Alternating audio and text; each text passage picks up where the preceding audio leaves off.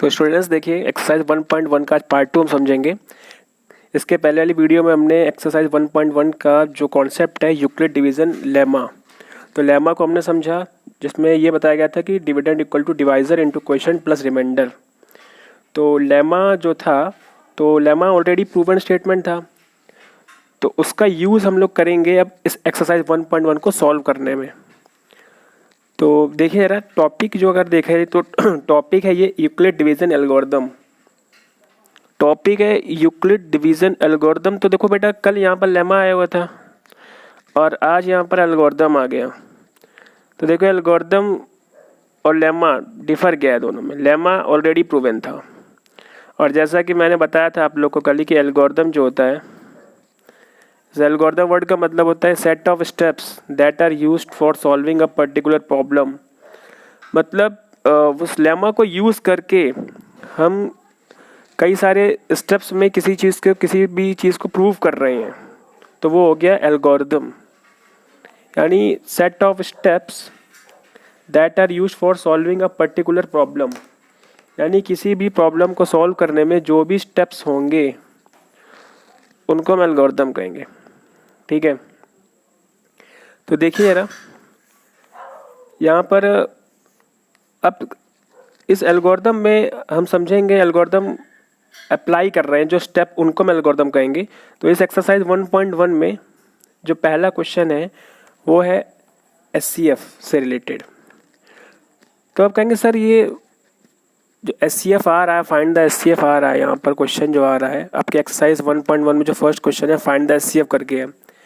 कहेंगे सर हमने class 4th और 5 में भी देखा था एचसीएफ फाइंड करना, कि जैसे 60 और 45 को हमें एचसीएफ निकालना है। तो 60 को हम कैसे करते थे, इसके हम फैक्टर करते थे, 2 क्रॉस 3 क्रॉस 5 हो गया। 45 को अगर देखें तो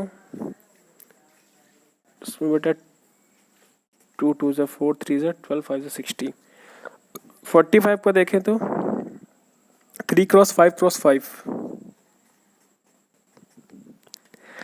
अब हम एचसीएफ निकालते तो हम यहाँ पर जो भी इस पे कॉमन मिलते थे फैक्टर्स, हम कह देते थे कि 3 cross 5 HCF equal to 3 cross 5 15।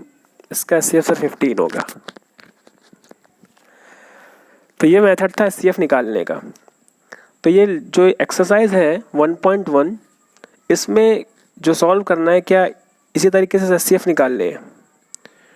तो बेटा बात को समझो ज़रा, जो हमें एचसीएफ फाइंड करना है, एचसीएफ जो हमको फाइंड करना है वो लेमा के हेल्प से ही फाइंड करना है। यूक्लिड डिवीज़न लेमा जो हमने कल पढ़ा, A equal to B Q plus R, ये यानी ये लेमा जो था यानी ये ऑलरेडी प्रूव्ड है। इसमें ए जो है डिविडेंड है, बी डिवाइजर, क्यू क्वोशिएंट और आर क्या था, रिमाइंडर था। यानी इस स्टेटमेंट को मानकर हमें एचसीएफ फाइंड करना है, यानी इससे हमको एचसीएफ फाइंड करना है। अब तो कहें सर एचसीएफ तो फाइंड हो ही जाता है, तो अब इसको नया जानकर में क्या ज़रूरत है। यूक्लिड डिवीज़न लेमा का यूज़ करके एचसीएफ जान के क्या फ़ायदा है।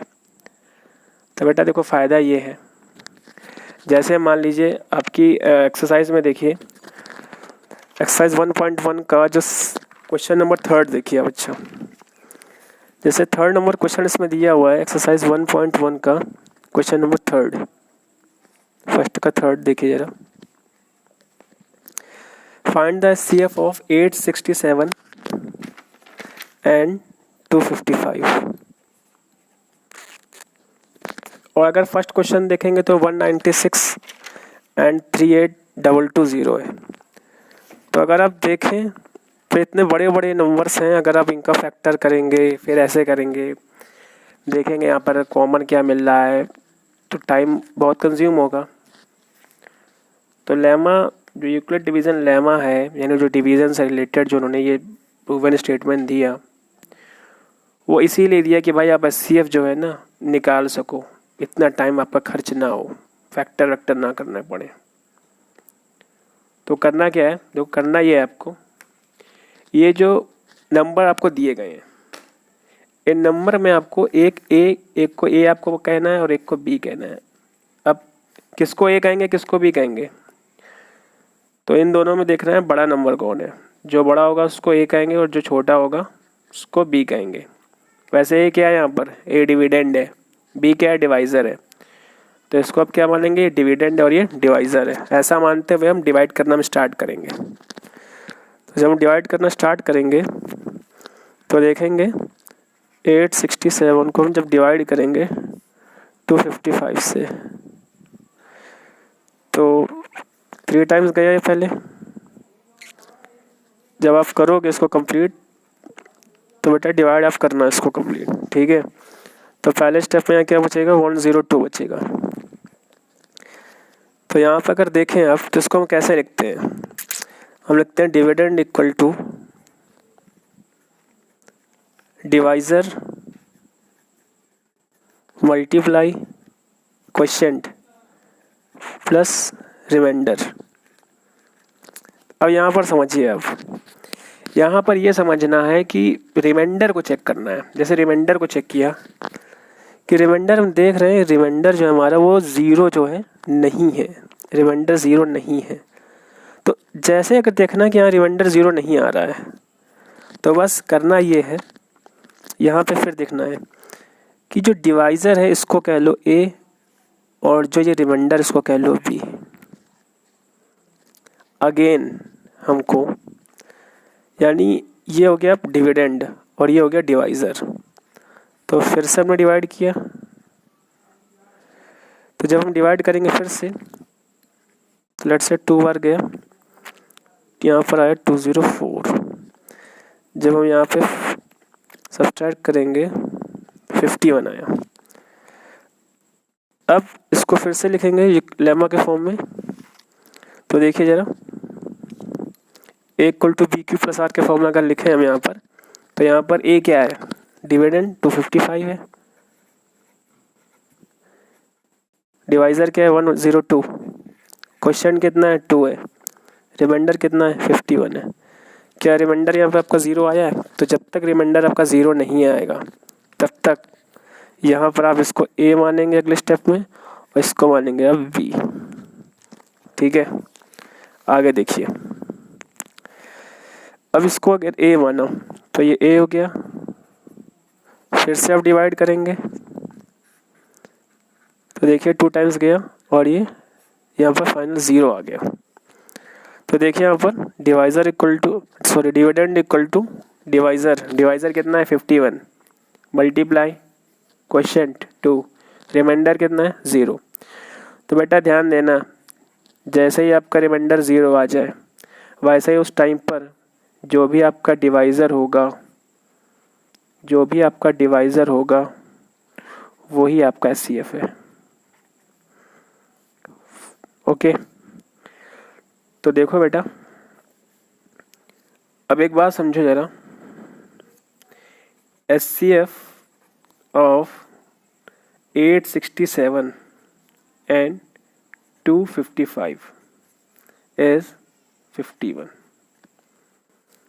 तो ये था आपका एचसीएफ आपने निकाला, और ये आपने कौन सा मेथड का यूज़ किया, A equal to B Q plus R, यानी dividend equal to divisor multiply quotient plus reminder.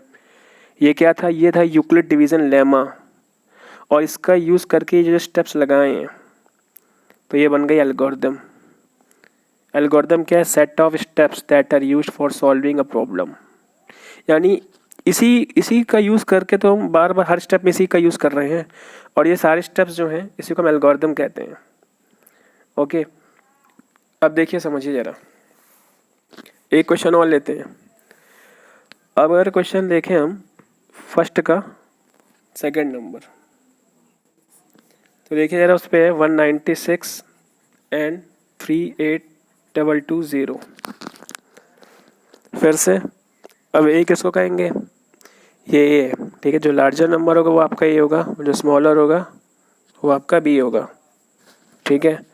फिर से तो यहाँ पे देखिए जब हमने डिवाइड किया इसको 196 से 38220 को, तो रिमाइंडर यहाँ पर 0 आया, जब रिमाइंडर 0 आया तो इसको हमने जब लिखा a equal to B Q plus R के फॉर्म में, तो a क्या है, dividend, a equals b divisor multiply by quotient plus remainder.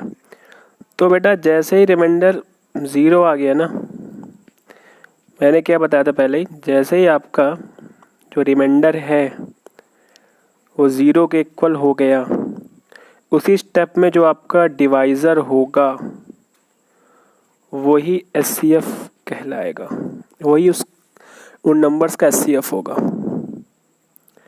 तो देखिए यहाँ पर ये डिविडेंड है, ये डिवाइज़र है और ये क्वोशिएंट है, रिमाइंडर है। रिमाइंडर यहाँ पर क्या हो गया, 0। तो ये क्या है बेटा, ये तो डिवाइज़र था, तो डिवाइज़र ही क्या कहलाने लगेगा, HCF. That means HCF of 3822 and 196 कितना हो गया, 196। Clear question. तो देखिए स्टूडेंट्स, क्वेश्चन नंबर 3 एक्सरसाइज 1.1 का, An army contingent of 616 members is to march behind an army band of 32 members in a parade.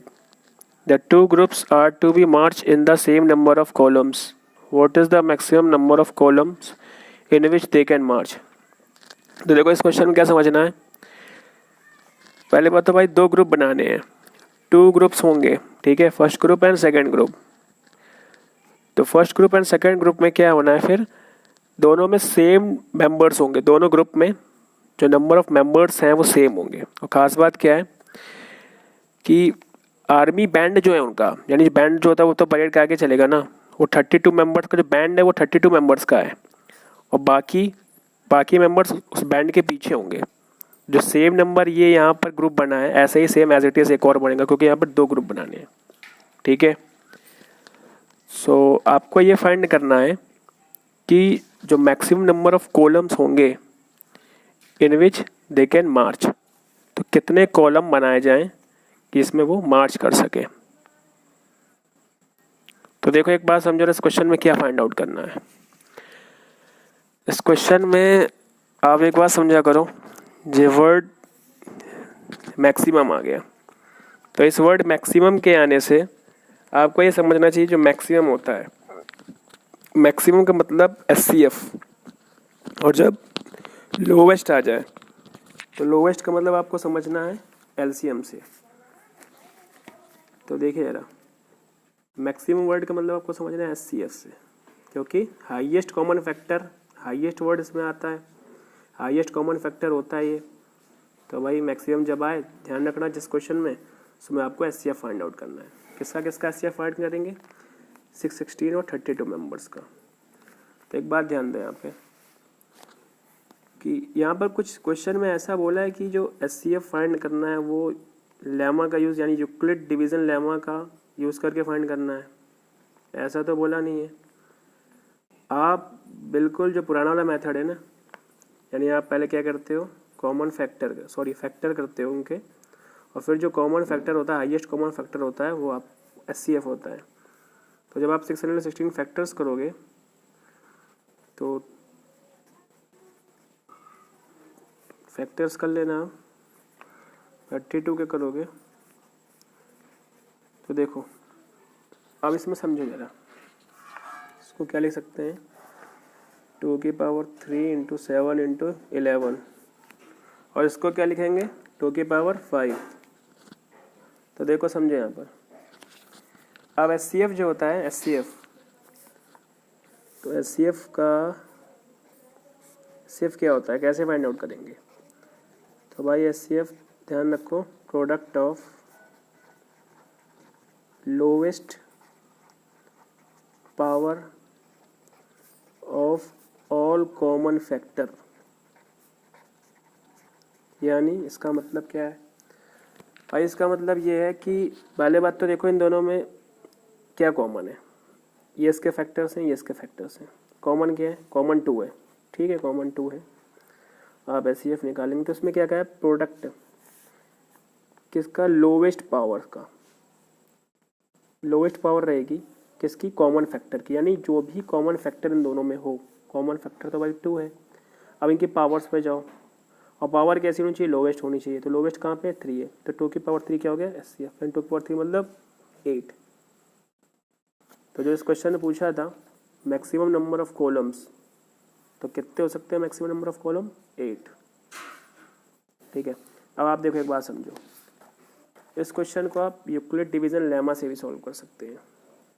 जब आप यूक्लिड डिवीजन लेमा लगाएंगे that means dividend equal to divisor multiply by quotient plus remainder, उससे भी आप solve कर सकते थे। अब उससे भी SCF आपका 80 आएगा, चेक कर लीजिए, देखिए जरा, यहाँ पर 2 नंबर्स हैं 16 एंड 32, तो A कौन होगा जो इन दोनों में से लार्जर नंबर है 616, और B कौन होगा, यानी डिविडेंड होगा 616 और डिवाइजर होगा 32। चलिए डिवाइड करते हैं, जब हम डिवाइड करेंगे तो 32 1 टाइम्स गया, यहाँ पर कितना आया 6 और यहाँ पर 11 6, अब यहाँ पर 32, ये आएगा आपका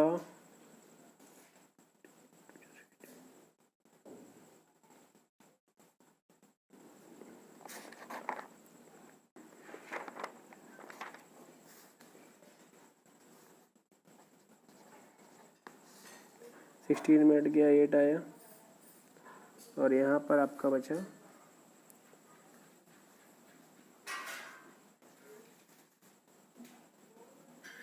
32, 8 4 32।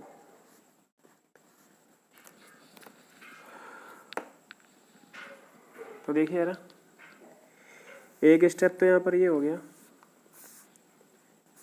616 dividend equal to divisor multiply by quotient plus remainder. First case में रिमाइंडर कितना था 8 था, तो रिमाइंडर तो भी 0 आया नहीं है, इसको प्लस होगा ये, तो यहाँ पर अभी रिमाइंडर तो 0 है नहीं है। जब रिमाइंडर 0 नहीं होता तो डिवाइजर को हम अगले स्टेप के लिए डिविडेंड लेते हैं और रिमाइंडर को हम B कहते हैं। तो अगर आप करेंगे तो 8 4 32 प्लस 0 आएगा। ओके, और जैसे ही रिमाइंडर 0 हो गया वैसे जो डिवाइजर होता है आपका वो क्या हो जाता है बेटा SCF। तो देखिए इस लेमा से आपने लगाया यूक्लिड डिवीजन लेमा से, तो भी आपका SCF 8 आया, और आपने पहले अपने मेथड से जो लगाया पुराने वाले से भाई उसका भी 8 आया है। ठीक है, तो देखिए स्टूडेंट्स, अब हमें आपको समझना है एक्सरसाइज 1.1 का क्वेश्चन नंबर 5। कहता है use Euclid division lemma to show that the cube of any positive integer is of the form 9m 9m + 1 9m + 8। तो देखो बेटा, इसके पहला जो क्वेश्चन है क्वेश्चन नंबर 4 वो स्क्वायर का था, लेकिन अब मैं आपको क्यूब का समझा रहा हूँ, तो आप इसका मेथड समझना और कॉन्सेप्ट को यूज़ करके 4 क्वेश्चन अपने आप सॉल्व करना। तो देखिए इसमें कह रहा है कि कोई भी पॉजिटिव इंटीजर है उसका अगर आप क्यूब करेंगे तो वो इस फॉर्म का आएगा 9m 9m + 1 9m + 8। तो मान लेते हैं कि जो पॉजिटिव इंटीजर है, कोई भी पॉजिटिव इंटीजर है, एनी पॉजिटिव इंटीजर, अब एनी पॉजिटिव इंटीजर है तो हमने मान लिया बेटा कि वो पॉजिटिव इंटीजर हमने A कह दिया। ठीक है, अब कह रहा है कि वो इस फॉर्म का आएगा 9m 9m + 1 9m + 8। तो देखो यार एक बात समझो जरा, आपने A = BQ + R यानी यूक्लिड डिवीजन लेमा, क्योंकि यूक्लिड डिवीजन लेमा का इसमें यूज़ भी करना है, तो यही है। ठीक है, अब देखिए जरा, चाहे 9m + 1 या 9m + 0 या 9m + 8 कहें, ठीक है ना, 8 कह लें 9m + 0 कह लें। ठीक है, तो देखो जरा तीनों केस में, अच्छा ये तो रिमाइंडर्स हो गए आपके प्लस के बाद वाले, और ये आपका हो गया क्वोशिएंट, और ये आपका होगा डिवाइज़र। तो देखो इसमें डिवाइज़र बेटा फिक्स है कि 9 होगा। ठीक है, तो डिवाइज़र इसमें क्या होगा 9 होगा। तो बहुत कायदे समझना इस क्वेश्चन को, अगर ये कॉन्सेप्ट नहीं समझा आपने तो आप क्वेश्चन खाली इसको रट पाओगे और कुछ करोगे नहीं आगे। तो समझो जरा, आपको पता होगा जो R होता है, R आर हमेशा बी से छोटा होता है। तो यहाँ पर आर के कितने केस बनेंगे, यहाँ पर 0 से लेकर अब आप क्या करेंगे 9 तक जाएंगे, सॉरी 0 से लेकर आप 8 तक लिखेंगे, 0 1 2 3 4 8 तक जाएंगे आप। अच्छा, अगर यहाँ 1000 लिखा होता तो आप क्या करते हैं, 0 से लेकर 999 तक जाते हैं, ऐसे ही करते हैं आप, करते रहते पेपर में आप, और एक क्वेश्चन पेपर में पूरे करके आते हैं। तो देखो यारा, इस कंडीशन में आपको ये समझना है इन तीनों में कॉमन क्या है, सबसे छोटी चीज़ क्या है। तो बेटा देखो 3 इन तीनों में कॉमन मिल जाएगा, ठीक है। तो एक बात समझना है, ऐसे क्वेश्चन में ये जो b = 9 नहीं रखेंगे, b = 3 लेंगे, ठीक है। अब जब b = 3 हम लेके चलेंगे तो पॉसिबल जो r होंगे वो क्या क्या होंगे। अगर if b = 3 है देन पॉसिबल r, तो पॉसिबल r होंगे, रिमाइंडर्स होंगे वो क्या क्या होंगे 0 1 2, क्योंकि आपको बता रखा था हमने पहले से ही कि r जो होता है वो बेटा ग्रेटर देन और equal to 0 but smaller than less than b is what divisor. तो यहाँ पर डिवाइजर हम क्या ले रहे हैं 3 ले रहे हैं, तो भाई 0 तो लेंगे ही लेंगे, रिमाइंडर में 0 तो लेंगे ही, ठीक है। और b कितना है 3 है, तो 3 से छोटा रखो, 1 और 2 आ गया, ठीक है। तो अब हमारे पास जो ये a क्या है, एनी पॉजिटिव इंटीजर, यानी जिसको हम डिविडेंड कहेंगे। तो बेटा केस क्या क्या बन गए, a = 3q + 2 कह लो पहले, ओके। और a = क्या करेंगे यहाँ पर 3q + r की जगह 1 एंड एक केस और क्या बनेगा, a = 3q। देखो बेटा एक बात समझो, ये a है ये b है, ठीक है। तो a बराबर क्या होता है bq + r होता है, तो a बराबर b क्या है 3, q + r, रिमाइंडर क्या क्या है पॉसिबल, ये तीनों है तो हमने 2 रख दिया। और एक बार हमने a बराबर = 3, क्योंकि 3 क्या है b q + r, रिमाइंडर क्या 1 ले लिया। और एक बार क्या लिया a = b कितना है 3, q और रिमाइंडर कितना है 0, ठीक है। तो यहाँ पर हमारे पास ये 3 केस बन गए, ठीक है। तो बेटा पहले केस फर्स्ट, तो देखो ये रहा केस, इसको हम सॉल्व करते हैं। तो अकॉर्डिंग टू क्वेश्चन क्या कह रहा है, क्वेश्चन कह रहा है cube of any positive integer, cube of any positive integer, okay. तो देखो ये a = कितना है, पहले लेते हैं 3q, और इसका हम क्यूब करेंगे, इस पॉजिटिव इंटीजर क्यूब करेंगे। तो बेटा a = 3q है तो इसका क्यूब करेंगे, तो इधर भी राइट हैंड साइड का भी LHS और RHS दोनों को इक्वलेट करना होगा। तो बेटा दोनों को हमने क्यूब करा, चलो सॉल्व करो। 3 का क्यूब कितना हुआ 27, और यहाँ पर क्यूब, ठीक है। हमें किस फॉर्म में लाना है, हमें लाना है 9m + 1 9m + 8, दैट मीन्स 9 के मल्टीपल में लाना है कोई चीज़। तो यहाँ पर देखो 9 मिल जाएगा क्या कॉमन, 9 3 × 27, इसको हमने ये लिख लिया, और क्यूब को ऐसा ही लिखा रहने दिया, ठीक है। अच्छा क्यू क्या है, क्यू बेटा क्वेश्चंट है, और क्वेश्चंट क्या होता है, क्वेश्चंट क्या होता है, एक इंटीजर ही तो होता है, 1 टाइम्स 2 टाइम्स 3 टाइम्स, कोई नंबर ही तो है वो, ठीक है। अगर आप यहाँ पर वैल्यू रखोगे क्यू की तो एक इंटीजर ही तो आएगा, ठीक है, सॉल्व करोगे तो ये 9 और एक ये नंबर आएगा, जो भी नंबर आएगा वो इंटीजर ही होगा। तो यहाँ पर आप लिख लेना where q is an integer, okay. अब ये क्या है, M4, यहाँ पर M लिखेंगे and M stands for multiple, that means ये बेटा देखो ये पूरा जो है वो 9 का मल्टीपल है, ओके। ये 9 का मल्टीपल ही तो है, तो इसको हमने 9m लिख दिया। वही आपसे पूछा गया था, वो 9m होगा एक, तो 9m है। अगला केस देखते हैं बेटा, तो देखते हैं केस सेकंड। केस 2 पे देखते हैं, तो a equal to 3q plus 1 लेते हैं। ओके, ये हो चुका है। अब इसको देखते हैं 3q प्लस 1, इसको देखते हैं। और हमें क्या दिखाना है, क्यूब ऑफ इसका क्यूब। तो बेटा इसका क्यूब करो, इधर क्यूब करेंगे तो बेटा लेफ्ट हैंड साइड RHS और राइट हैंड साइड दोनों को कैलकुलेट करना होगा, तो दोनों तरफ हम क्यूब करेंगे। तो ये तो बेटा a क्यूब ही रहेगा।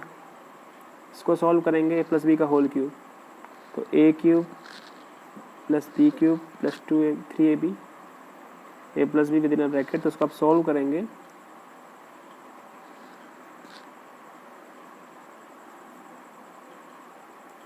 अब देखिए आप, अच्छा इनमें से देखिए, इनमें से आपको कुछ कॉमन मिल रहा होगा। आपको कॉमन आप कहेंगे सर 27, सॉरी यहाँ से 27 दोनों में सर कॉमन मिल रहा है। तो बेटा देखो आपको लाना क्या है, पहली बात आप देखा करो यहाँ पर क्वेश्चन में 9m प्लस 1 टाइप का है। तो प्लस 1 टाइप मतलब 1 तो हमें लास्ट में निकालना है, इसमें तो कुछ करना नहीं है। अब इन तीनों में 9 लो कॉमन, क्योंकि 9m प्लस 1 आपको शो करना है ऐसे टाइप का, ठीक है। तो 9 कॉमन लो इसमें से। तो जब आप 9 कॉमन लोगे तो यहाँ क्या बचेगा, 3q स्क्वायर प्लस 3q। यहाँ पे आपने 9 कॉमन लिया तो बेटा क्यूब आएगा, ठीक है। तो यहाँ पे क्या हो जाएगा, q स्क्वायर, और यहाँ से 9 गया था बेटा q, और ये प्लस 1 एज इट इज़ यहाँ पर रखा था। यहाँ पर q क्या है, क्वोशेंट है। क्वोशेंट क्या होता है, एक इंटीजर ही होता है, ठीक है। तो आप वैल्यू रखेंगे तो पूरा एक ओवरऑल ये इंटीजर बन जाएगा, ठीक है। m यहाँ पर क्या है, ये भी एक इंटीजर होगा, क्योंकि आप इंटीजर सॉल्व करेंगे तो यहाँ पर नंबर ही है, कोई नंबर ये भी होगा पूरा, ठीक है। ये भी एक इंटीजर ही होगा। तो यहाँ पर अगर आप देखें तो इसकी जगह बेटा ये पूरा क्या है, ये पूरा मल्टीपल है, किसका, 9 का मल्टीपल है, देखो। तो यहाँ पर भी हम m ले सकते हैं, और ये प्लस 1 लगा, प्लस 1 ये लिखा हुआ। ओके, तो बेटा केस थर्ड है, so you have to solve it yourself. Okay, आप इसको सॉल्व करेंगे ऐसे ही बिल्कुल सेम, यहाँ पर प्लस 2 करेंगे, फिर क्यूब करेंगे, सॉल्व करेंगे। 9 कॉमन निकालना, बाकी कुछ मत करना, ठीक है। 9 कॉमन लेना और इसको सॉल्व करना आगे। तो आपका वो आएगा 9m प्लस 8 टाइप का आएगा, क्योंकि 8 वहाँ पर 3q प्लस 2 है, 2 का क्यूब 8 लास्ट में बचेगा, उसको 8 को रहने देना, बाकी सबसे आप 9 कॉमन ले लेना, 9m प्लस 8 फर्दर हो जाएगा, ठीक है। तो ये क्वेश्चन का कॉन्सेप्ट को समझो, यहाँ पर ये कॉन्सेप्ट बहुत ज़रूरी है।